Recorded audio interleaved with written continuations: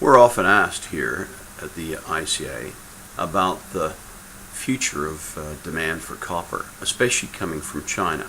So I thought I'd spend a couple of minutes just telling you what has happened in China in the past and what's likely to happen in the future. In the past, China has been growing at a fantastic rate. In fact, I'll give you some numbers. In the building construction industry, that is residential, commercial, industrial, schools, etc., China was building about 1.5 billion square meters of construction in 2000.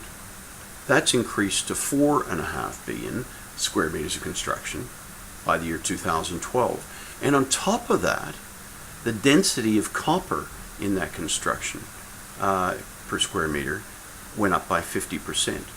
So in real terms, from a copper perspective, the demand for copper in the building construction industry in China went up 4.5 times over a 12-year period. Very significant.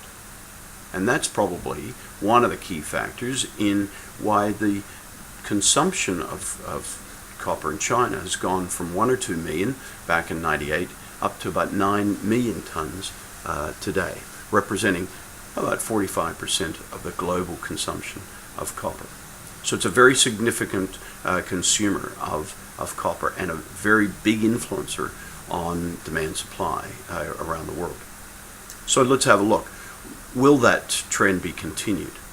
Well, if we look at the report in the Financial Times recently stating that the Chinese government hoped to move 250 million Chinese from rural areas into urban residential homes over the next 10 years, would inspire some confidence.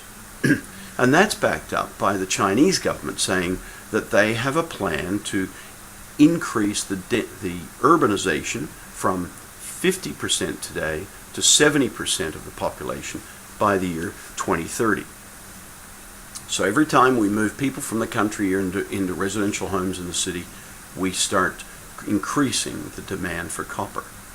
And on top of that, what happens when we have an emerging middle class of Chinese, they start to demand more appliances, more of the stuff that makes them comfortable, provides convenience and shelter, such as air conditioners, mobile phones, television sets, internet connections. All these things increase the density of copper on the average home.